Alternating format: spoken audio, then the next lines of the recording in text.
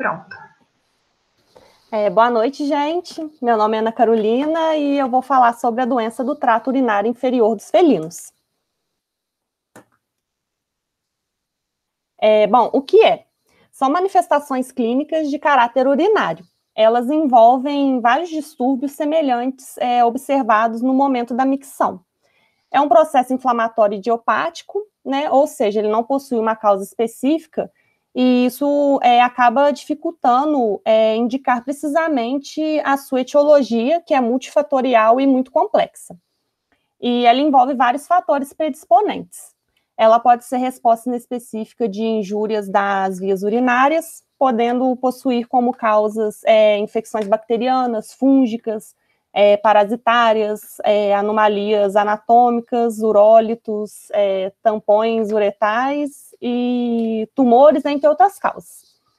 Ela causa obstrução parcial ou total, que certamente assim, é a consequência mais preocupante da doença, porque com o bloqueio do fluxo urinário, o animal ele pode vir a óbito, e ele leva à falência renal aguda e distúrbios hidroeletrolíticos e metabólicos pela não eliminação da urina.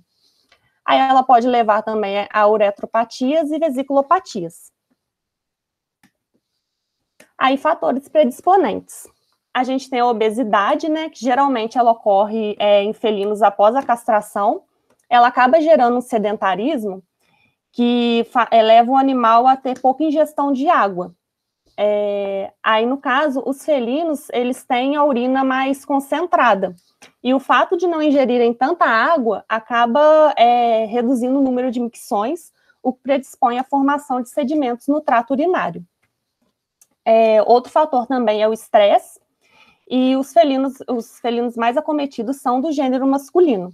Isso é devido à disposição anatômica da uretra, que se estreita ao longo do seu comprimento. E nós temos também a questão da alimentação, que ela tem um importante papel na obstrução. Dietas ricas em proteínas de origem animal acidificam a urina e favorecem a formação de cristais de oxalato de cálcio. E dietas ricas em cereais e vegetais, eles tendem a ter uma urina mais alcalina, e isso favorece cristais de estruvita, que ocorrem na maioria dos casos. Se eu não me engano, 95% dos casos são cristais de estruvita. Então, assim, é muito importante você ter uma dieta que promova uma maior diluição da urina e auxilie na prevenção e na dissolução dos cálculos. Aí, as doenças não obstrutivas do trato urinário. A gente tem a CIF, que é a cistite idiopática felina. Ela representa mais de 50% de quadros relatados. O animal ele apresenta ulcerações e edemas na mucosa e ainda hemorragias espontâneas durante a cistoscopia. O animal, ele mesmo sem obstrução, mas com a presença da CIF, ele pode apresentar dor na palpação da região vesical durante o exame clínico. Aí a gente tem também as infecções bacterianas, que qualquer alteração no pH urinário, ele pode favorecer infecções, e é porque o pH do felino, geralmente, ele é mais ácido, então, e tem a alta densidade, né? Então, geralmente, isso dificulta o crescimento bacteriano. Então, qualquer alteração nisso pode favorecer a aparição de infecções bacterianas. Aí, em condições obstrutivas do trato urinário, a gente tem os urólitos, que geralmente são formados por baixa ingestão de água e pelo pH, como eu já havia mencionado. E nós temos também os tampões uretais, que eles são compostos de matriz proteica, e é rico principalmente em albumina, como também células epiteliais, coágulos e mucoproteínas, que se aglomeram e acabam tomando a luz da uretra. Aí forma esses tampões uretrais. Aí o diagnóstico. Ele pode ser clínico, onde vai se observar anorexia, apatia, disúria, polaciúria, urina ectópica, hematúria, inquietude, né? O animal ele fica muito inquieto. Ocorrem muitas lambeduras frequentes na região peniana, né? No caso dos felinos machos. E você vai notar também a vesícula urinária repleta e enrijecida. O exame laboratorial, ele pode apresentar proteína sérica elevada, hipercalcemia, hiperfosfatemia, hipermagnesemia, hipercolesteremias, acidose metabólica, creatinina, ureia e outros catabólicos de proteína em níveis aumentados no sangue. Aí nós temos também no diagnóstico a urinálise, que vai ter a presença de hematúria, e urina com pH alcalino, que é muito comum no achado de cristais de estruvita. E a gente tem os exames de imagem, que vão ser radiografia simples, ultrassonografia, radiografia contrastada com urocistografia, cistografia e urografia excretora. Aí, no caso do manejo do gato obstruído, a gente deve fazer uma estabilização da hipovolemia e hipercalcemia, porque, no caso, o aumento de potássio, ele acaba reduzindo a condução elétrica no miocárdio.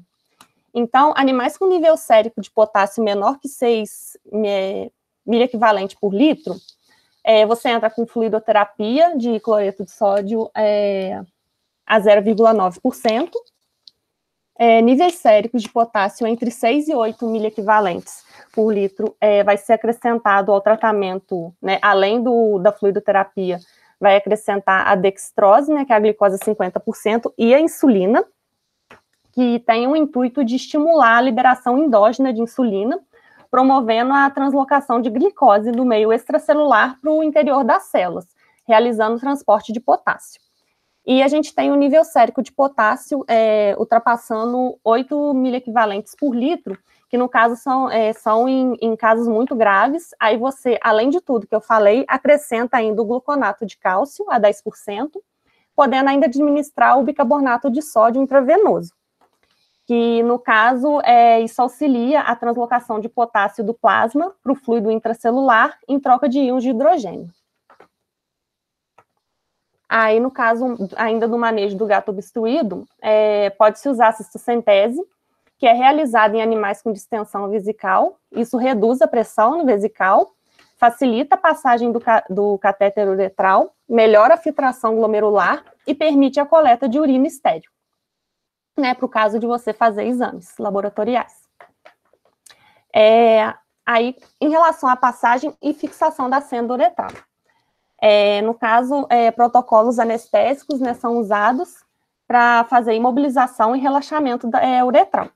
Aí eles utilizam cetamina na dose de 2 a 5 miligramas por quilo intravenoso com diazepam de 0,2 a 0,5 miligramas por quilo intravenoso. Isso vai favorecer que você consiga fazer a retração caudal do pênis, a colocação do catéter, que tem que observar o diâmetro, né, específico para cada caso.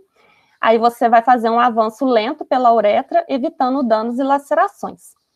Aí depois você vai fazer uma hidropulsão com a solução de soro fisiológico em temperatura morna, que ela tem a finalidade de dissolver possíveis tampões ou guiar os cálculos para dentro da vesícula urinária, promovendo a desobstrução da via.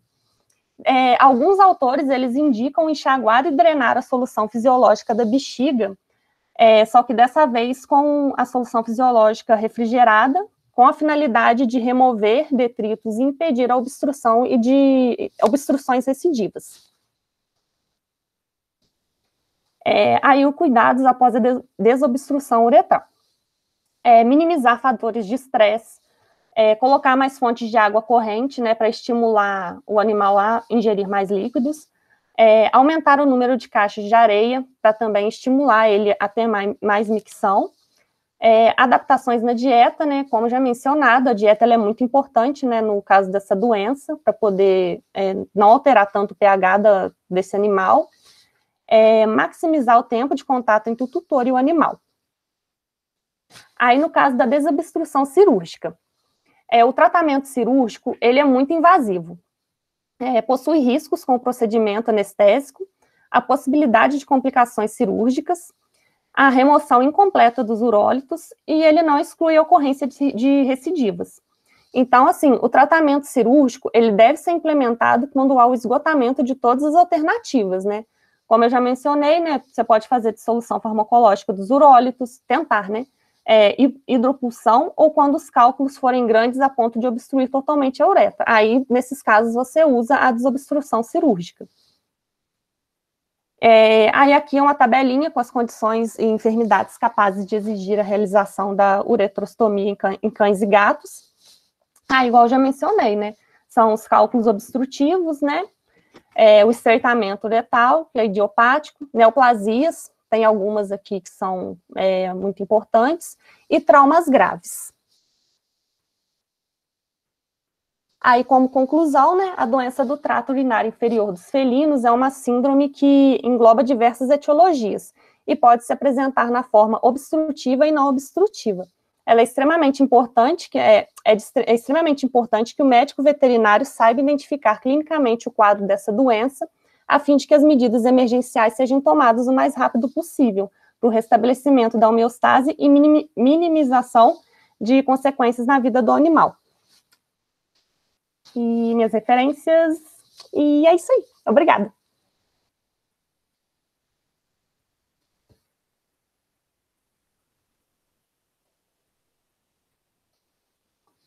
Obrigada, Carol, pela apresentação.